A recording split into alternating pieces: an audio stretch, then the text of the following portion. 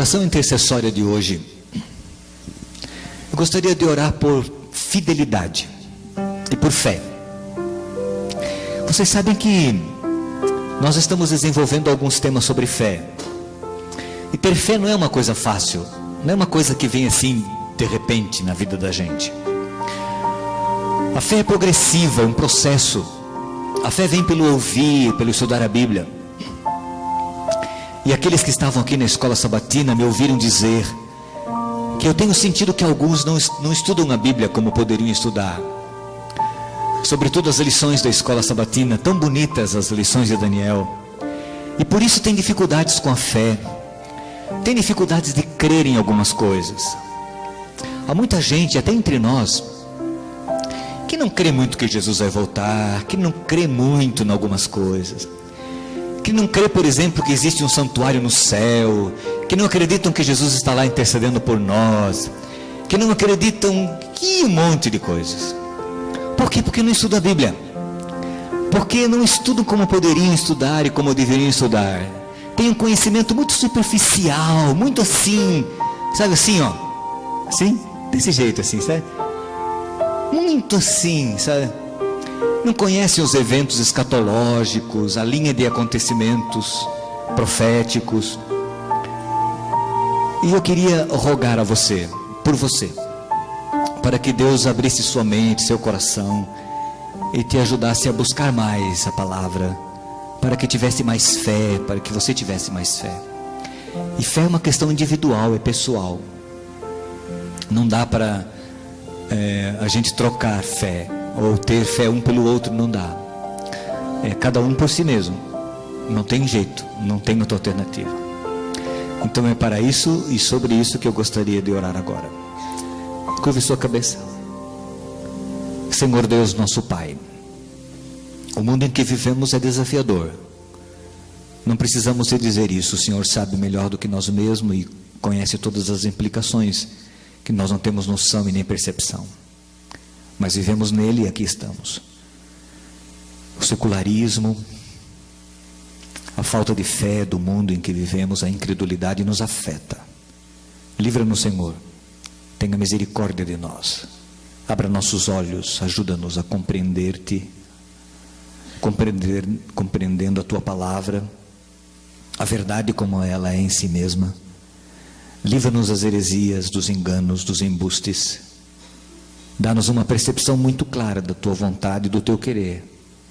E um desejo intenso de estudar a Bíblia e de compreender a tua palavra, buscando nela, auxiliada e assessorados pelo Espírito Santo, a verdade, e que desta forma sejamos fortes em Cristo Jesus para vencer as crises e superar as dificuldades desta vida.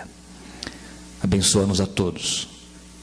Que a tua graça e a tua misericórdia repouse sobre nós. Em nome de Jesus. Amém.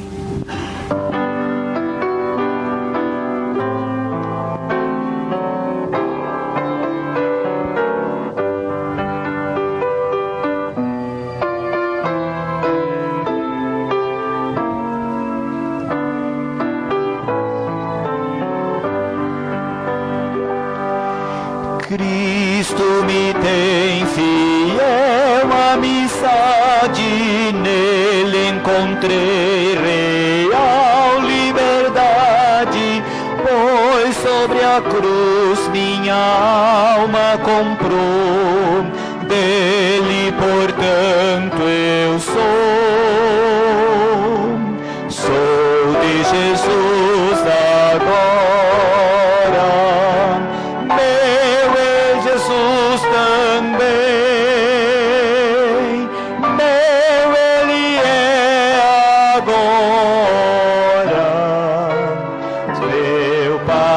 Sempre, amém. Cristo salvou-me, sinto em minha alma, grata a esperança, mais doce e calma, pra libertar-me o preço pagou.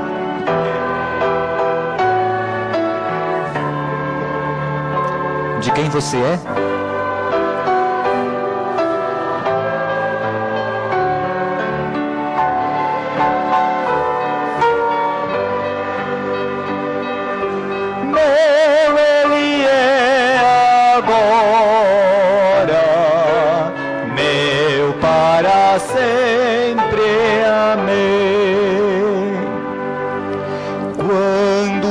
perdido em dor e pecado, Cristo salvou-me, fui libertado, vida eterna Jesus me outorgou, dele portanto eu sou de Jesus agora, meu é Jesus também, meu Ele é agora, meu para sempre, amém.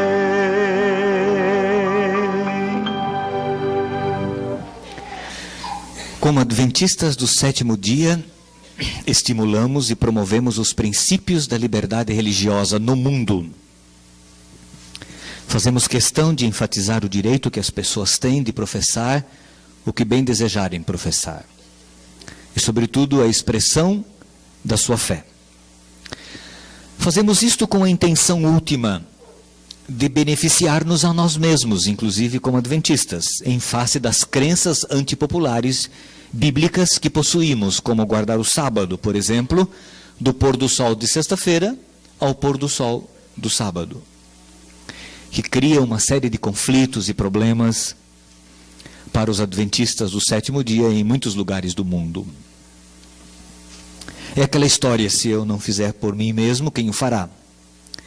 Portanto, a igreja mantém um departamento de liberdade religiosa que procura estimular discussões, fóruns, painéis, literatura, influenciando e ajudando para que a lei de liberdade religiosa possa ser cumprida em diversos lugares e em diversas situações.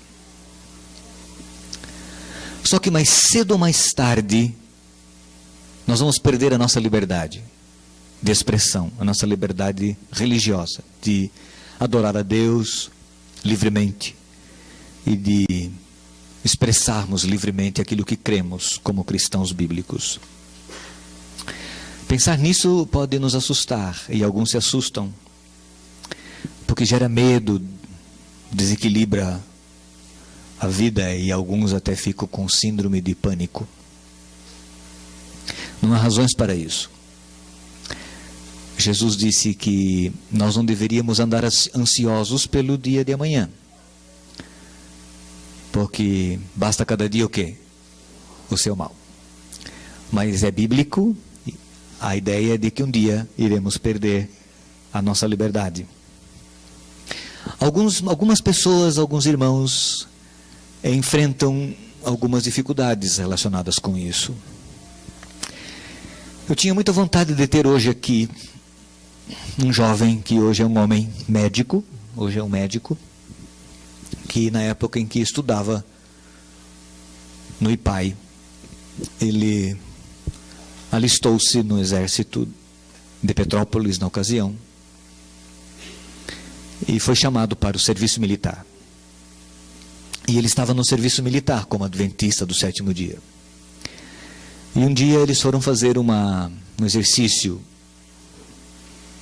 um treinamento. E esse treinamento seria na mata, com caminhadas e coisas assim, exercícios de guerra durante alguns dias. E eles estavam na caminhada, andando em fila indiana, uma num lado da rua, outra no outro lado da rua, soldados com toda a parafernália própria do exército. Quando chegou a hora do pôr do sol na sexta-feira, e o soldado Artiaga, como era o nome dele de guerra, chegou para o sargento e disse: sargento, eu não vou mais continuar a minha caminhada e o meu treinamento. O senhor sabe, eu sou adventista, eu guardo o sábado, e o sábado está começando agora, daqui a pouquinho no pôr do sol, e eu não vou mais continuar. Não, mas você pode continuar, você sem problemas, você sabe. a gente arranja alguém aí para levar a sua mochila e levar o seu equipamento, você só caminha conosco. Ele disse, eu não posso ir, eu não vou. Chamaram o tenente responsável. E o tenente tentou convencê-lo, e ele também disse não. Chamaram o comandante. E o comandante não quis conversar e falou assim, mande o soldado Artiaga imediatamente para a prisão no quartel. E ele foi levado para a prisão do quartel em Petrópolis. E lá aquele rapaz ficou preso. O IPAI na época, a igreja na época, no Rio de Janeiro, a associação, Departamento de Liberdade Religiosa da época, tentou intervir, ajudar, mas o comandante foi irredutível. O tenente da companhia dele gostava muito dele. E o tenente tentou ajudar, mas não conseguiram de jeito nenhum. O comandante dizia, enquanto eu for comandante deste quartel, o soldado Artiaga não sai da prisão. E ele ficou, não sei quantos meses, mas ele chegou a ficar meses na prisão. Ninguém conseguia libertar o soldado Artiaga. Quando foi um dia, inesperadamente, o comandante foi transferido e assumiu o comando daquele quartel, um novo comandante. E esse novo comandante era muito amigo desse tenente, que era amigo do soldado Artiaga e que queria libertá-lo. E quando ele foi empossado, esse novo comandante, ele teve uma conversa com esse tenente. E nesta conversa, ele disse assim, o que eu posso fazer por você, como agora o comandante desse quartel, dessa unidade do exército aqui, não sei qual é o nome técnico que eles dão. O tenente disse, olha, é o seguinte, eu tenho um soldado que está preso por essas e essas e essas circunstâncias, eu queria que você o libertasse. Não, mas se é isso, para já. E o soldado Artiaga foi libertado da sua prisão. Quando ele deu baixa do exército, ele recebeu uma condecoração, um diploma de boa conduta, de honra ao mérito, uma comenda do exército brasileiro. O soldado Artiaga voltou para o IPAI, terminou os estudos de ensino médio, fez medicina e se tornou médico do exército brasileiro. Parece-me que agora ele não é mais médico do exército brasileiro, pelo menos oficialmente no exercício, está morando em Goiânia.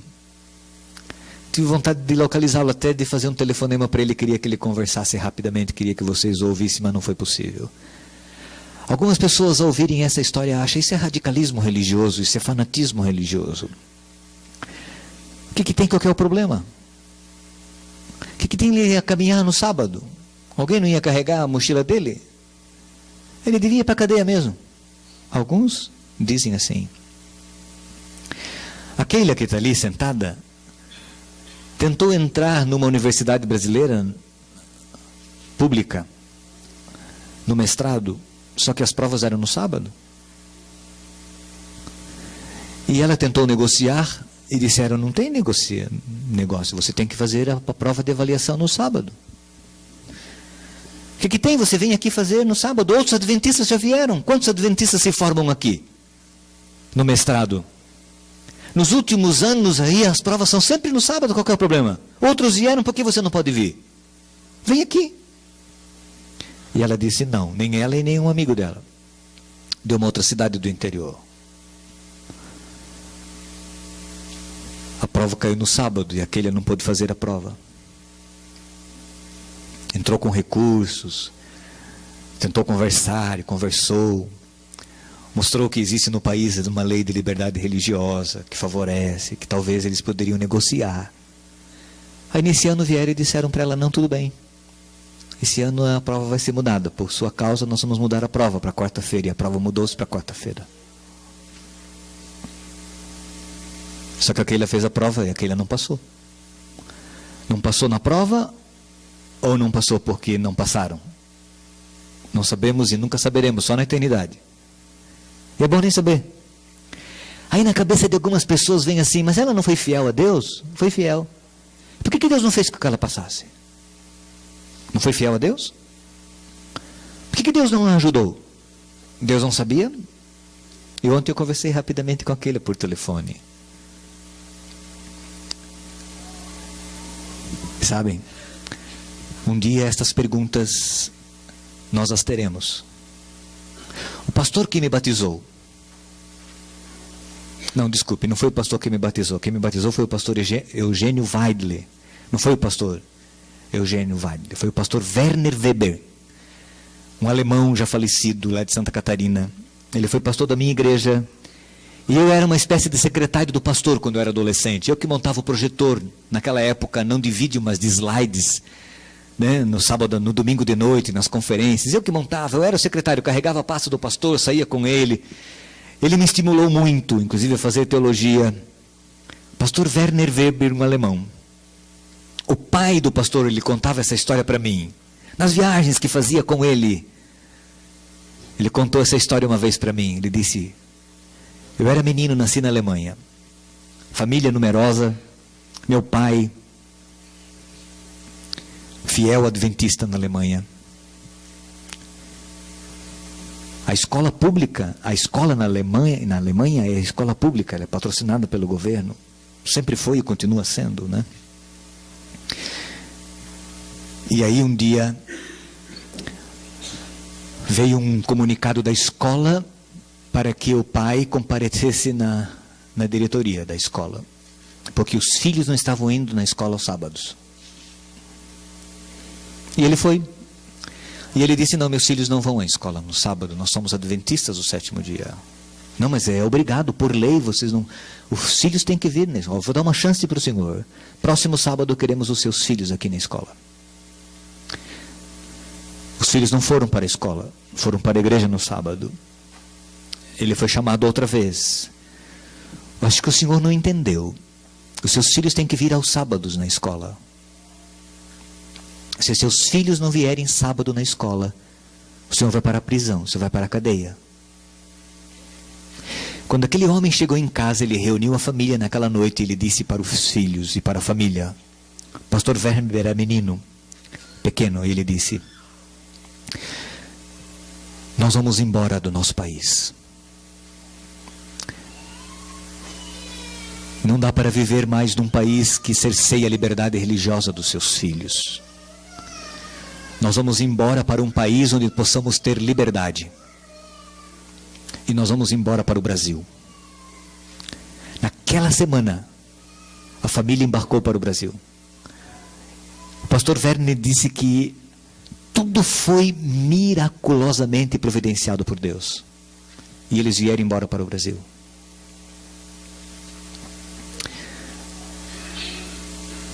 Aqui viveram, aqui morreram. Os pais do pastor Werner, o pastor Werner já não vive mais. Sabe o que ele dizia para mim? Jorge, pouco tempo depois de meus pais terem vindo para o Brasil, estourou a Primeira Guerra Mundial. Meu pai e minha família fomos preservados das lutas da Primeira Guerra Mundial porque fomos fiéis a Deus. Se meu pai não tivesse sido fiel a Deus, nós teríamos ficado na Alemanha assistindo aulas aos sábados e teríamos enfrentado os desafios da Primeira Grande Guerra Mundial. Muitos parentes, muitos amigos morreram e foram mutilados pela guerra, mas minha família foi salva pela fidelidade a Deus. Você já leu o que Jesus disse? Nas bem-aventuranças, Evangelho de Mateus, abre a Bíblia ali.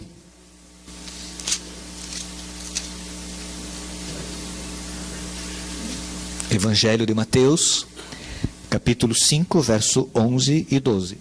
Jesus diz assim: bem-aventurados serão vocês, quando por minha causa os insultarem, os perseguirem e levantarem todo tipo de calúnia contra vocês. Alegrem-se e regozijem-se, porque grande é a sua recompensa nos céus, pois da mesma forma perseguiram os profetas que viveram antes de vocês. Você gosta desse texto? Bem-aventurados sois, felizes, bem-aventurados sois, quando vos perseguirem, vos injuriarem e maltratarem vocês, e mentindo disserem todo mal contra vocês, por minha causa. Não é vantagem ser perseguido, não é vantagem ser insultado, não é vantagem ser injuriado, não é vantagem ser vítima de mentiras, não é vantagem. Mas as razões para isso é por minha causa. Bem-aventurados serão vocês quando, pela fidelidade a Deus, por você ser tão fiel a Deus, mas tão fiel a Deus, disserem coisas mentirosas a seu respeito e perseguirem você e injuriarem você. Feliz, diz Jesus. Como é possível alguém ficar feliz por estar sendo perseguido, insultado e caluniado? Seria isso masoquismo? Até que poderia ser assim interpretado, mas observem a razão. Jesus disse: por minha causa. Por minha causa. No contexto das palavras finais de Jesus relacionado com perseguição, com eventos finais, existe uma promessa de Jesus que aparece em Lucas, que Lucas registrou no capítulo 21, versos 12 a 19. Falando aí de perseguição que os filhos de Deus sofreriam. Historicamente, essas palavras que nós vamos ler já se cumpriram na vida dos primeiros discípulos, na igreja primitiva, mas nós cremos que terá um segundo cumprimento escatológico. Essas palavras de 21, de Lucas 12 em diante. Mas antes de tudo isso, prenderão e perseguirão vocês. Então os entregarão às sinagogas e prisões, e vocês serão levados à presença de reis e governadores. Tudo por causa do meu nome. Será para vocês uma oportunidade de dar testemunho. Mas convençam-se de uma coisa, de uma vez, de que não devem preocupar-se com o que dirão para se defender. Pois eu lhes darei palavras de sabedoria, a que nenhum dos seus adversários será capaz de resistir ou contradizer. Vocês serão traídos até por pais, por irmãos, por parentes e amigos. E eles entregarão alguns de vocês à morte. Todos odiarão vocês por causa do meu nome. Contudo, nenhum fio de cabelo da cabeça de vocês se perderá. É perseverando que vocês obterão vida. Historicamente isso já se cumpriu. Mas cremos que profeticamente e escatologicamente isto terá um segundo cumprimento. E Jesus disse: vão perseguir vocês. Vocês serão traídos por pais, por irmãos, por amigos. Eles vão entregar vocês. E vocês serão perseguidos por causa do meu nome. Porque vocês são fiéis. Exatamente por serem fiéis, vocês serão perseguidos.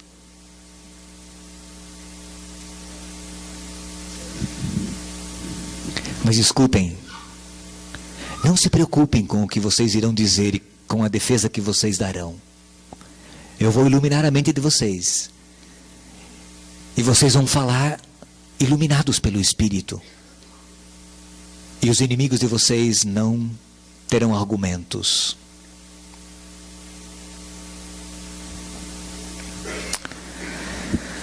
Promessa semelhante pode ser encontrada na carta que Jesus escreveu a Esmirna, que também teve seu cumprimento histórico. Vamos ao Apocalipse 2, 8 a 11. Carta de Esmirna, ao anjo da igreja em Esmirna escreva: estas são as palavras daquele que é o primeiro e o último, o que morreu e tornou a viver. Conheço as suas aflições e a sua pobreza, mas você é rico. Conheço a blasfêmia dos que se dizem judeus, mas não são, sendo antissinagoga de Satanás. Agora veja o verso 10. Não tenha medo do que você está prestes a sofrer. O diabo lançará alguns de vocês na prisão para prová-los. E vocês sofrerão perseguição durante 10 dias. Seja fiel até a morte, e eu lhe darei a coroa da vida. Aquele que tem ouvidos, ouça o que o Espírito diz às igrejas. O vencedor, de modo algum, sofrerá a segunda morte. Eu já disse, historicamente, isso teve o seu cumprimento na igreja, na fase histórica da grande perseguição que Roma fez à igreja cristã primitiva. Mas aqui tem uma mensagem para o evento escatológico que está previsto, ocorrerá outra vez na história do povo de Deus. E a mensagem é: não tenha medo. Ser fiel até a morte. Ser fiel até a morte. Em Lucas e em Mateus, Jesus disse: bem-aventurado vocês serão quando perseguirem vocês, quando mentirem, injuriarem, disserem um monte de coisas ruins pela fidelidade de vocês.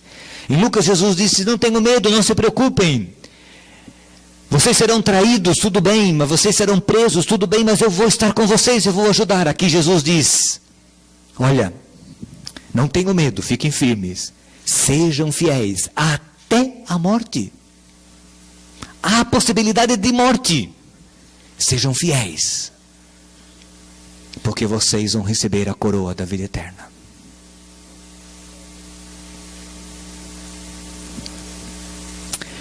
Veja, ainda no Apocalipse, há um texto. Para mim, esse é o texto central do Apocalipse. Capítulo 12. E segundo alguns estudiosos, este literalmente é o texto central. Eu nunca contei. Alguns dizem que o número de textos antes desse texto e depois desse texto é o mesmo. Nunca tive a curiosidade de contar. Então, não sei se realmente é.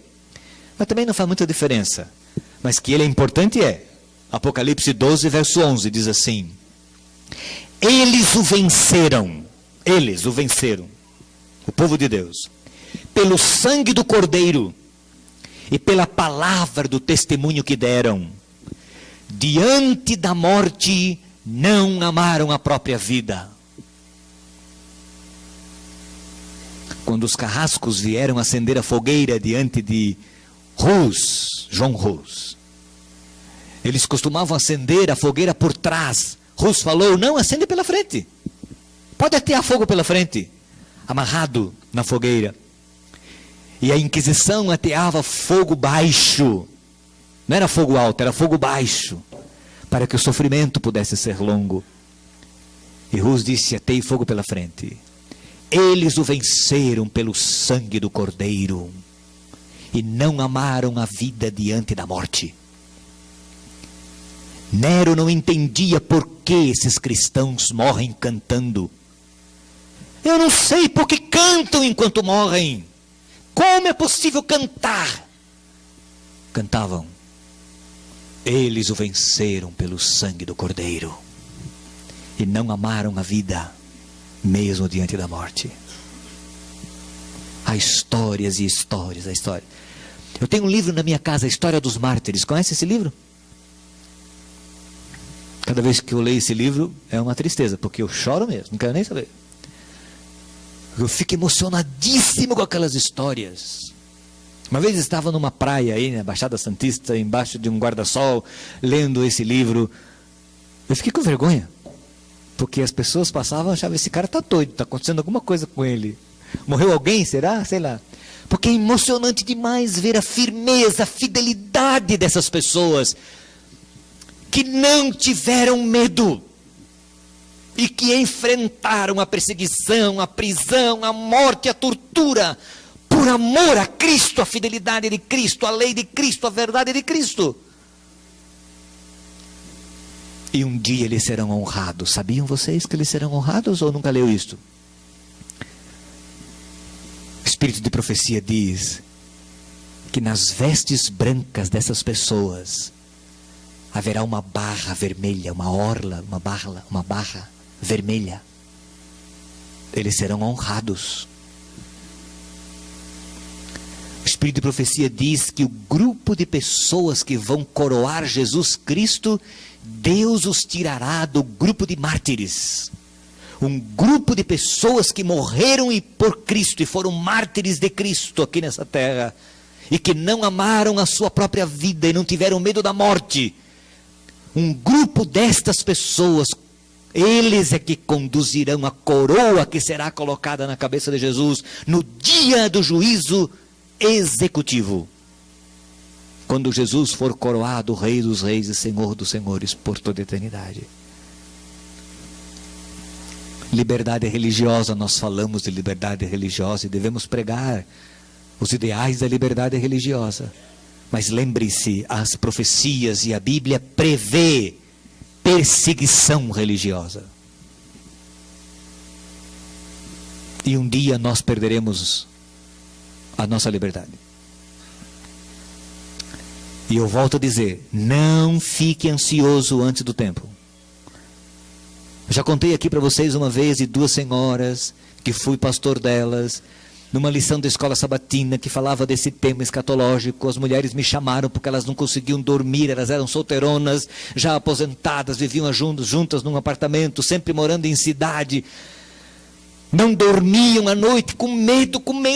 E uma disse para mim, pastor, pelo amor de Deus, como é que nós vamos fugir? A gente não vai para onde? Nós temos medo de tudo quanto é bicho, de tudo quanto é inseto. A gente nunca colocou nem o pé no chão, nunca colocamos o pé na terra. E eu disse a elas, irmãs, não se preocupem. Uma morreu quando eu era pastor lá, ainda. E a outra morreu há uns 2 ou 3 anos atrás. Morreram e a perseguição não veio.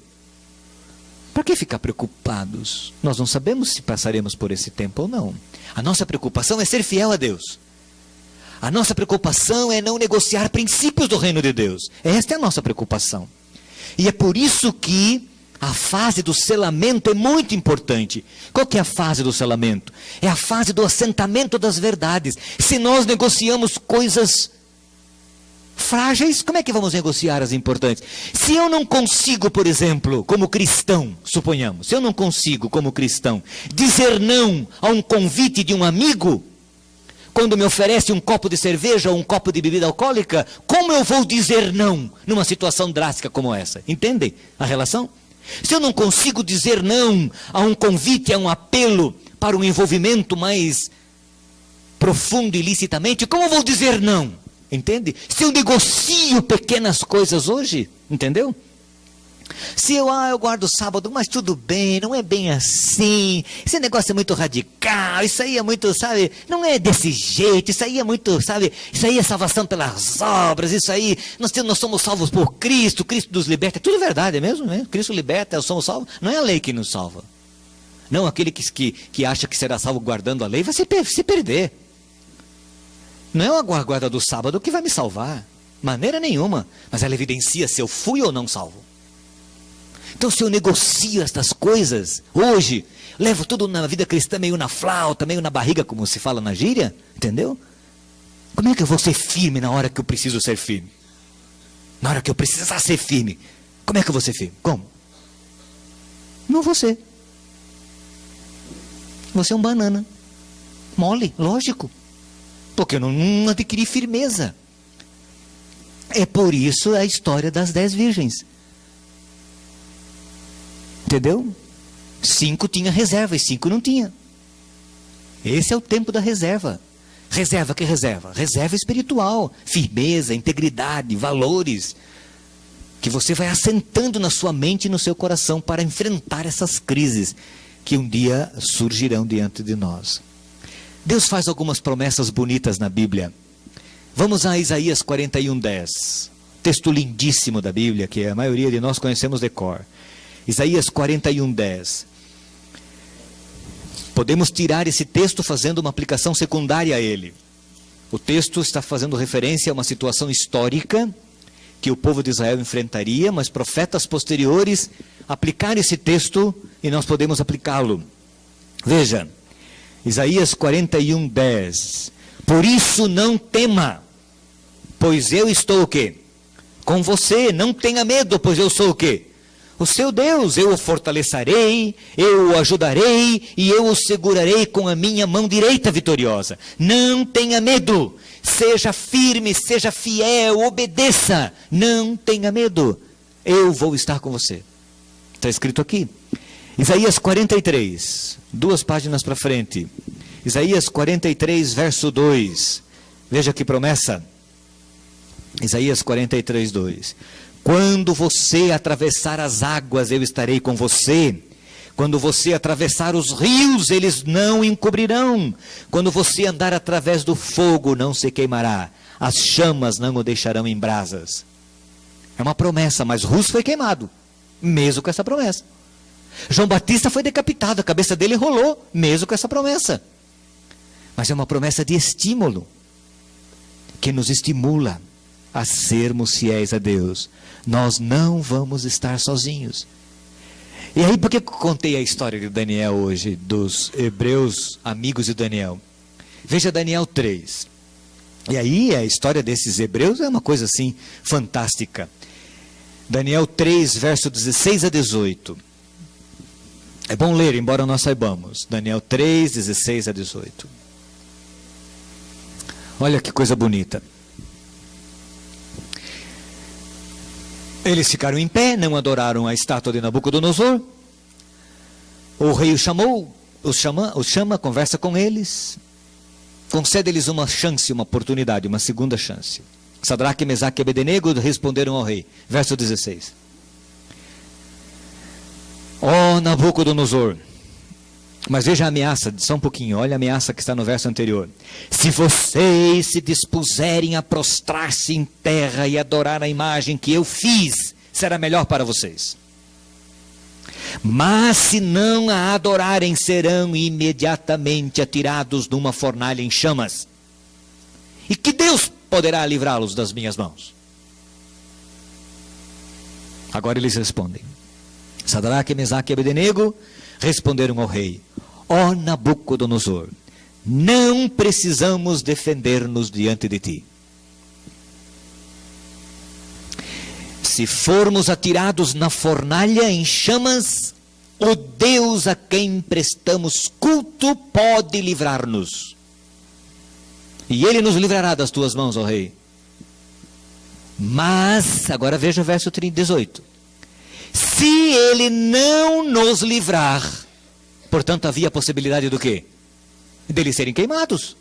Eles não sabiam se não seriam ou não. Havia essa possibilidade.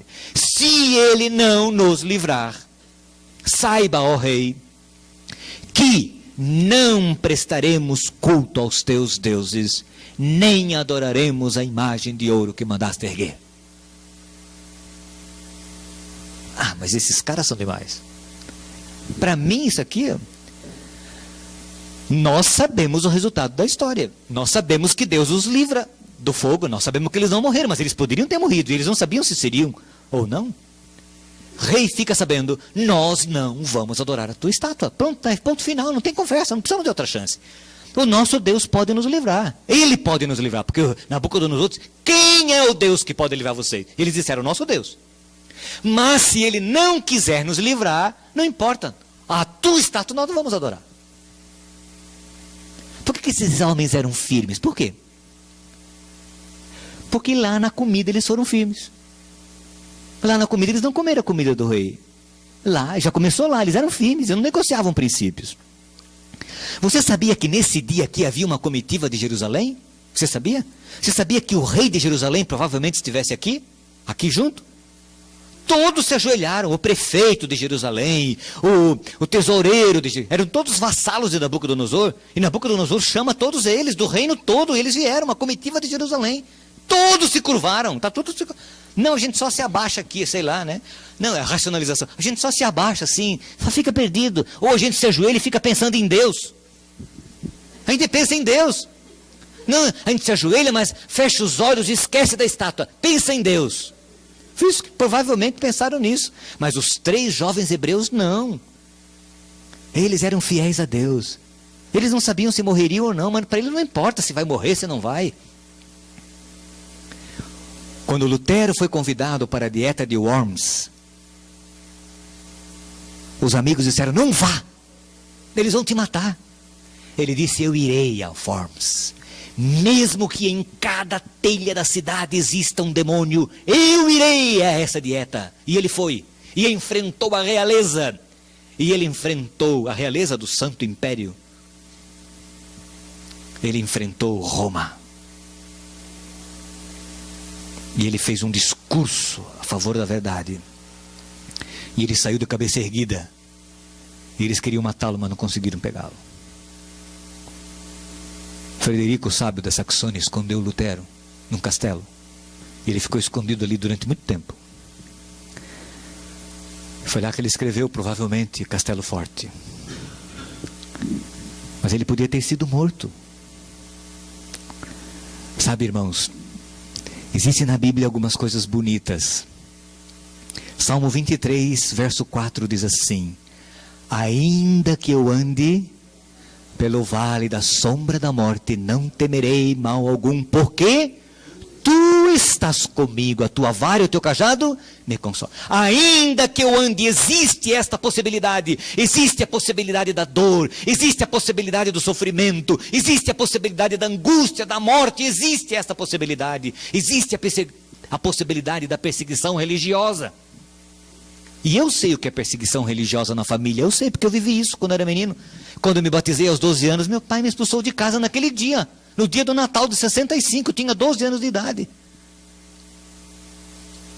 Eu sei o que é perseguição religiosa na família. Eu sei as confusões e as encrencas e a perseguição religiosa que a minha mãe sofreu. De uma família luterana. Eu sei. Na família, em casa. Mas ainda que eu ande pelo vale da sombra da morte, eu não temerei mal algum, porque tu estás comigo. Olha, Salmo 46. 46, aquele salmo lindo, lindo, lindo, lindo, lindo. O Salmo 46. Por isso não temeremos, ainda que a terra trema e os montes afundem no meio dos mares, ainda que estrondem as suas águas turbulentas e os montes sejam sacudidos pela fúria, nós não temeremos. Existem palavras mais fortes do que essa? Verso 1, Deus é nosso refúgio e nossa fortaleza, auxílio bem presente na adversidade, por isso não temeremos, ainda que a terra trema e os montes se afundem, ainda que estrondem as águas turbulentas e os montes sejam sacudidos. Lembra de uma ilha de Abacuque? Abacuque diz assim: ainda que não haja vacas nos currais, ainda que o produto da oliveira minta, ainda que não haja fruto, em outras palavras, ainda que o mundo vire de cabeça para baixo, eu confiarei no Senhor. Isto é fé, irmãos. Isto é fé incondicional. É fé que não barganha. É fé que não tem troca. Isto é fé na palavra de Deus. Isto é fé na pessoa de Deus. Isto é fé incondicional. E nesse momento eu tenho vontade de rogar a Deus: ó Deus, aumenta a minha fé. Você não tem também vontade de dizer isso? Ó Deus, aumenta a minha fé. Quão frágil eu sou, quão fraquinho eu sou. Qualquer probleminha já me desestrutura. Qualquer doença já me desestrutura. Qualquer problema no trabalho, já me desestrutura. Eu vejo aqui entre nós, qualquer olhada de cara feia um para o outro já desabala a fé. Já é um monte sabe? É isso. Qualquer coisinha já é motivo de, sabe? Tem que pisar em ovos, né? Oh Deus, aumenta a minha fé. Para enfrentar situações difíceis, desafiadoras, enfrentar gente dizendo assim, como disseram para o Francisco essa semana, lá no colégio onde ele leciona à noite. Entrou um professor na sala de professores, todos os professores ali, ele estava contando ali na sala para nós, gratuitamente, eu vou aproveitar para ilustrar. Então o professor falou: gente, olha o que eu peguei, um negocinho desse tamanhozinho assim. Há uma cola fantástica, inteligentíssima, de um aluno assim, e mostrou todas as fórmulas. Eu tinha reduzido uma página, né? E o indivíduo tinha uma régua, né? Uma régua de aumento, tá, etc. E a cola foi feita. De repente ele olha para o Francisco e fala assim: Francisco, você é adventista, não é? Esse aluno é adventista. É isso que vocês ensinam lá na igreja de vocês? Esse aluno é adventista. É isso que vocês ensinam lá na igreja de vocês? E o Francisco, ó, fala o quê? Olha o testemunho. Um testemunho negativo de alguém que não é fiel a Deus, que negocia princípios, que não é firme. Como é que vai ficar firme numa hora de assim, difícil dessa aí, que aparece aqui? E Abacuque diz: ainda que todo mundo te negue, ainda que todo mundo não queira saber, eu vou ser fiel a ti. O Senhor é o meu Deus, e Ele vai fazer de mim como os pés da corça, e vai me erguer às alturas. Conhece o texto de Jó? Conhece? Jó 13:15, eu sei que você conhece. Jó 13:15. Já leram lá? Jó 13:15. Ele diz assim, Jó 13:15. A mulher de Ló chegou para ele e falou: Ló perdeu tudo, irmãos, tudo, e era um homem riquíssimo. Perdeu seu gado, seus animais, suas ovelhas, jumento, tudo, filhos, morreram todos os filhos, perdeu tudo. A mulher chegou para ele e falou assim: amaldiçoe-se teu Deus, homem, e morre. E ele falou: você fala como uma louca qualquer. Nós diríamos: você é uma doida varrida, você não sabe o que está dizendo. O Senhor Deus, o Senhor não poderia tirar, ele se conformou com essas palavras. Eu jamais vou abandonar a Deus, disse Jó para a mulher dele. E aqui ele fala, 13:15, ele diz assim: embora ele me mate, ainda assim o quê? Esperarei nele. Certo é que defenderei os meus caminhos diante dele. Ainda que ele me mate, eu vou confiar nele. Ainda que eu morra. Oh, Deus, aumenta a minha fé. Quando eu falo minha, eu quero que você fale a sua. Qualquer probleminha nos abala. Oh, Deus, aumenta a minha fé. Quão pequena é a nossa fé. Aqui Jó diz assim no capítulo 19, veja que coisa linda aqui, 19, 25 a 27. 25 a 27 de Jó 19, ele diz: eu sei que o meu Redentor vive, e que por fim se levantará sobre a terra. E depois que o meu corpo estiver destruído e sem carne, depois que eu morrer, a terra comer todo o meu corpo, eu verei a Deus. E não é porque ele foi direto para o céu, não. É pela ressurreição. Eu verei a Deus. Eu o verei a Deus com os meus próprios olhos. Eu mesmo e não outro. Como anseia no meu peito o coração. Eu verei a Deus. Porque eu sei que o meu Redentor vive. Eu sei que meu Redentor vive. Irmãos, existem promessas fantásticas para a nossa fidelidade a Deus. Mas também existem declarações proféticas de sofrimento, de perseguição, de dificuldades. E as promessas é ser fiel até a morte, e eu dar-te-ei a coroa da vida.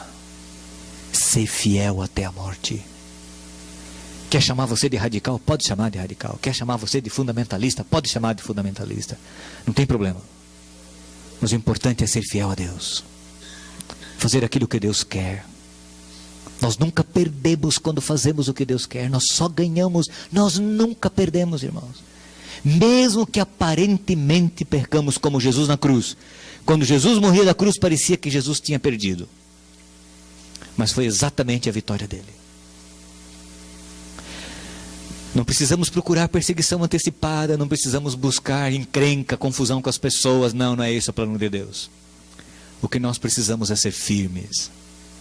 É conhecer a palavra E é vivendo a luz que a palavra vai nos dando, dia a dia, passo a passo, firme, solidificando nossas convicções e aumentando a nossa fé no Senhor. Não negociando princípios, não negociando valores.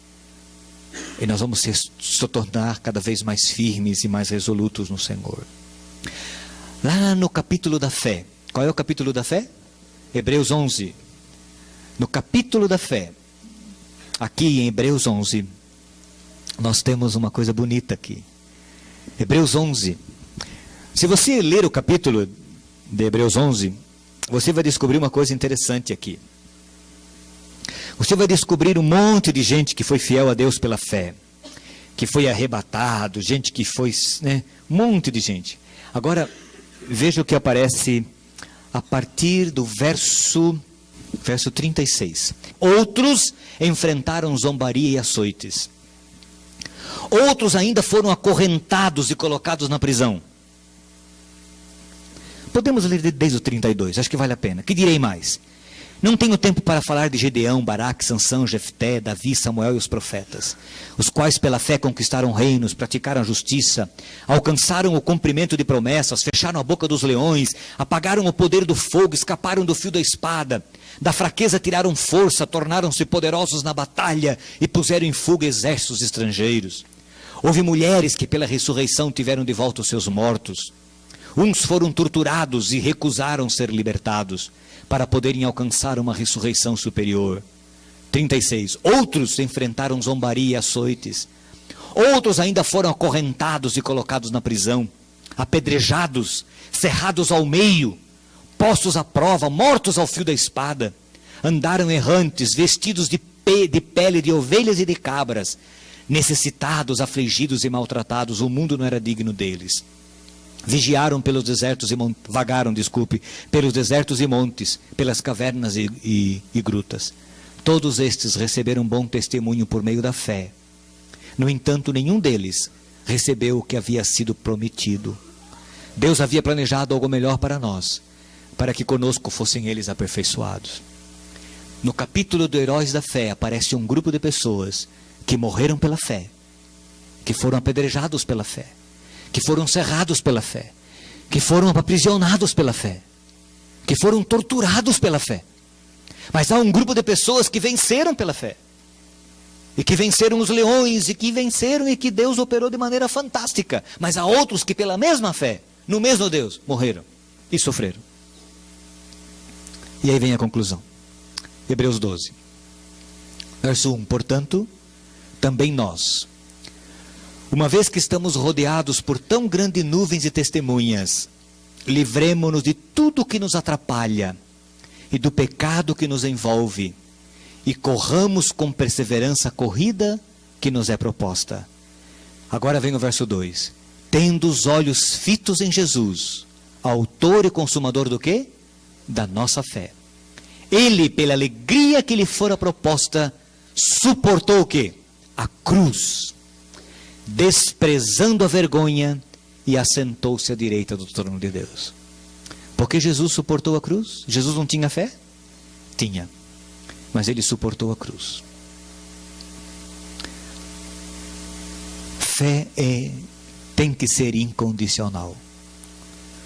Fé não negocia princípios e valores. Fé para enfrentar situações boas e fé para enfrentar situações difíceis.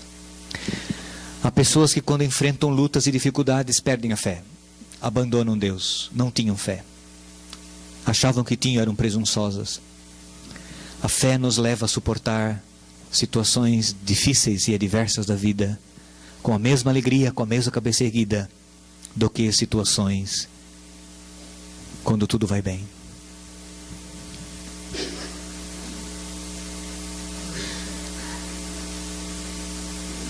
Liberdade religiosa é um departamento da igreja e nós devemos promovê-la. Mas as profecias anteveem que um dia nós perderemos a nossa liberdade de expressão. Como vamos reagir?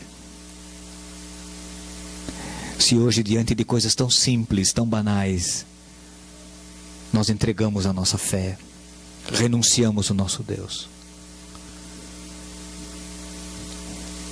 Paulo diz, continuemos firmes, olhando para Jesus, o autor e o consumador da nossa fé, adquirindo firmeza espiritual e estabilidade, para que quando o período de crise vier, e não fique ansioso com essa crise, porque pode ser que ela não venha nos seus dias, ou pode ser que venha. Jesus disse: vive a cada dia, porque cada dia basta o seu mal. Vamos viver antecipadamente e ansiosamente coisas que não existem. Vamos viver as realidades de cada dia, porém olhando para Jesus, o autor e o consumador da nossa fé. Ó Deus, tenha misericórdia de mim e aumenta a minha fé. Eu vou repetir e repita comigo na sua mente: ó Deus, tenha misericórdia de mim, aumenta a minha fé. Vamos orar? Senhor Deus, Tua palavra tem tantas promessas bonitas que nos estimulam à fidelidade, ao amor, à graça, à firmeza, aos princípios do Teu reino. Muitas vezes temos falhado, Deus. Tenha misericórdia de nós, porque nossa fé é muito pequena. Quando enfrentamos situações difíceis, obstáculos e lutas, tendemos a esmorecer. Tenha misericórdia de nós. Achamos que o Senhor tem que resolver todos os nossos problemas e as nossas lutas, e aí perdemos a nossa fé. Tenha misericórdia de nós, Senhor. Ajuda-nos a ficarmos firmes, resolutos, a vivermos dia a dia olhando para Jesus, o autor e o consumador da nossa fé, firmando nossos pés, nossa mente, nosso coração no Senhor Jesus e na verdade da palavra dele. E que se um dia enfrentarmos lutas e dificuldades, que possamos superá-los pela mesma fé que o Senhor nos deu em tempo de bonança, em tempo de prosperidade. E que através da fé venhamos suportar os sofrimentos, as angústias e as dificuldades com alegria, como os teus filhos no passado viveram. Abençoa-nos a todos. Com a bênção da bem-aventurança, em nome de Jesus. Amém.